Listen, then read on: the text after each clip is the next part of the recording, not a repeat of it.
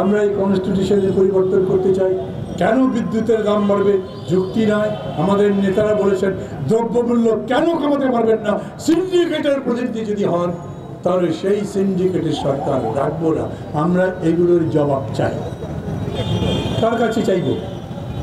অতএব token demonstration আমরা যাব, আমরা মন্ত্রণালয়ে যাব, সচিবালয়ে যাব, আমরা এগুলোর জবাব চাইব। পুলিশ ভাইরা অনেকে আছেন এখানে, আমি সবসময় বলি পুলিশের সাথে আমাদের ঝগড়া বিবাদ নাই। উপর থেকে যদি বলে মিছিল করতে দেবে না, আমরা উপরের নির্দেশ অনুযায়ী চলি না, আমরা আমাদের নির্দেশ অনুযায়ী চলি। কোনো আইন শৃঙ্খলা পরিস্থিতি তৈরি করবার চেষ্টা করি না।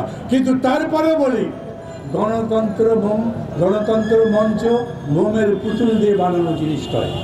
আমরা যেটা বলি ন্যায্য মনে করি তার সপক্ষে দাঁড়াই, লড়াই করি, লড়াই করব। যতক্ষণ মনে করব লড়াই করবার শক্তি আছে, লড়াই চলবে। এমনকি সেদিন দেখলাম আমাদের সহযোগী আর একটি জোট মিছিল করছেন, বলছেন ভারতীয় পণ্য বর্জন করতে হবে।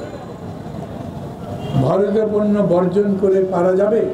ওই বিতর্কের মধ্যে যাচ্ছি না। সরকার তো 50,000 টন পেঁয়াজ আমদানি করছে, ওইখানে 1 লক্ষ টন চিনি আমদানি করবে। আমি বলি কোনো মানুষ যদি বলে আমি ভারতীয় চিনি খাবো না, আপনি কি জোর করে চিনি খাওয়াবেন? সরকার করতে পারে, পুলিশ পারে। কেউ যদি বলে আমাদের প্রধানমন্ত্রী বলেছেন পেঁয়াজ ছাড়াও তরকারি রান্না করা যায়, আর যদি কেউ বলে পেঁয়াজ ছাড়া যদি তরকারি রান্না করাই যায় তবে পেঁয়াজ আমদানি করেন কেন?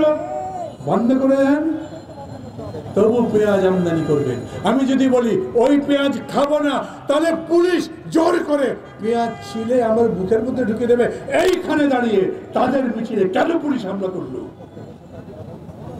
আমার দেশ আমি বুঝবো, আমার জীবন আমি বুঝবো, আমি কোন পথে চলবো তা আমি ঠিক করবো।